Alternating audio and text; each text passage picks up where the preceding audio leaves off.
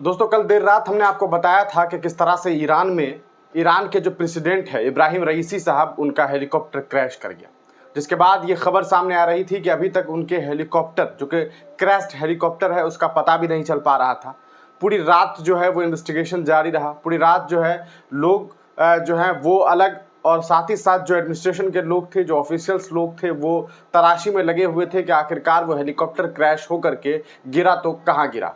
लगातार तलाशी जारी रही। न सिर्फ ईरान बल्कि कहा जा सकता है कि आसपास के कई सारे मुल्कों ने भी इसमें मदद की। एक तरफ तुर्की ने अपने तरफ से मदद का इजहार किया, वहीं दूसरी तरफ देखा गया कि रशिया के पुतिन ने भी अपने तरफ से जो टेक्निकल टीम है वो भेजने की कोशिश की, ताकि पता चल सके कि आखिरकार इब्राहिम रईसी साहब है तो कहाँ है। लेकिन अंततः आज सुबह सवेरे ये खबर सामने आ गई कि इब्राहिम रईसी साहब का इंतकाल हो गया है। इब्राहिम रईसी साहब ईरान के सदर थे, यानी कि वहाँ के प्रेसिडेंट थे। अकेले इब्राहिम रईसी साहब का इंतकाल नहीं हुआ। ये गम इतना बड़ा है कि शायद ईरान इसे भूलने में कई साल लगा दे, और कहा जा सकता है कई दशक लग जाए। न सिर्फ इब्राहिम रईसी साहब, जो कि ईरान के राष्ट्रपति हैं, उनका इंतकाल हुआ, बल्कि उस हेलीकॉप्टर क्रैश में वहाँ के जो विदेश मंत्री थे, बेहद चर्चित नाम अब्दुल्ला हिंद साहब, उनका भी इंतकाल हो गया है। उसके अलावा दो और बड़ी पर्सनालिटी, उनका भी इंतकाल हुआ। वो भी मिनिस्टर लेवल के थे, और साथ ही साथ जो हेलीकॉप्टर को रन कर रहे थे, जो हेलीकॉप्टर को उड़ा रहे थे, जो उसके पायलट थे, उनके भी इंतकाल होने की खबर सामने आ रही है। हम आपको तमाम लोगों के बारे में बता देते हैं।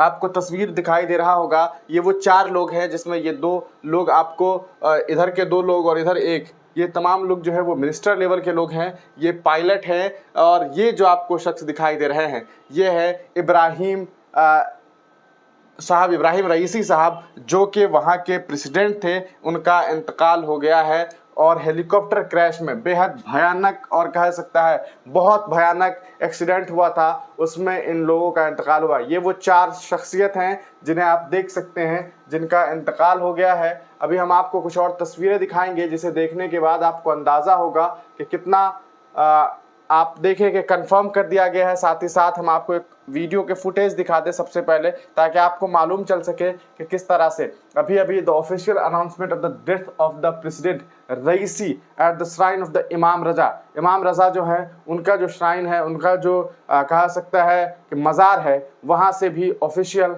अनाउंसमेंट हो गया है उनके इंतकाल का। इस वीडियो को देखिए, फिर आगे आपको हम तमाम बातें बताते हैं। ومنهم من ينتظر وما بدلوا تبديلا صدق الله العلي العظيم. آیت الله سید ابراهیم رئیسی خادم الرضا علیه السلام که 3 سال پیش در سال روز ولادت امام رضا علیه السلام 8مین رئیس جمهور ایران اسلامی شد، در شب ولادت امام رضا علیه السلام به شهادت رسید.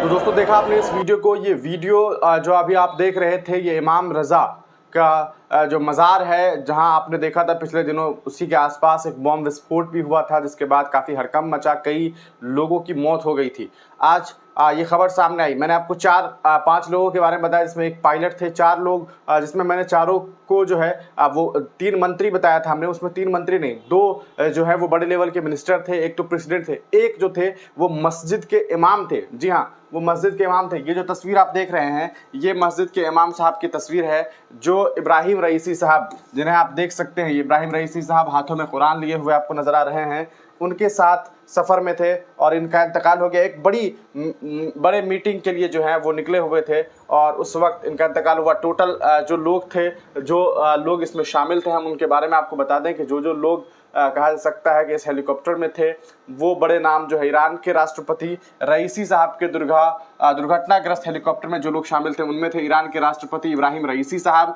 ईरान के विदेश मंत्री हुसैन अमीर अब्दुल्लाहियन साहब, आयतुल्लाह अल हाशमी तबरीज़ मस्जिद के इमाम थे। जी हाँ, तबरीज़ मस्जिद के इमाम थे, और एक पूर्वी अज़रबैजान प्रांत के गवर्नर मलिक रहमती साहब थे। मलिक रहमती साहब जो कि पूर्वी अजरबैजान जो है उसके गवर्नर थे, पूर्व गवर्नर थे, तो उनका इंतकाल हो गया। ये 4 तस्वीर हम आपको दिखा रहे हैं। ये अब्दुल्ला हियन साहब लगातार इसराइल के खिलाफ जम करके बोल रहे थे, गरज रहे थे। उनका भी हेलीकॉप्टर के दुर्घटना में जो है, हेलीकॉप्टर के क्रैश में उनका इंतकाल हो गया। कुछ तस्वीरें हम आपको दिखा दें कि जो बाद में जो फुटेज सामने आया है, जो मिला है, वो काफ़ी ख़तरनाक है, काफ़ी डरावना है। और ये सोचने वाली बात है कि इंसान के लिए मौत जो है वो कब आ जाए वो कोई नहीं जानता है। मौत ही एक आखिरी हकीकत है, कोई नहीं जानता कि कब किसके साथ क्या होगा। ये आप देख सकते हैं नसरुल्लाह साहब जो कि काफ़ी बड़े बड़े चेहरा हैं, उनके तरफ से भी ये ट्वीट कर दिया गया है कि उनका जो है वो इंतकाल हो गया है। इसके बारे में जानकारी दे दी गई है।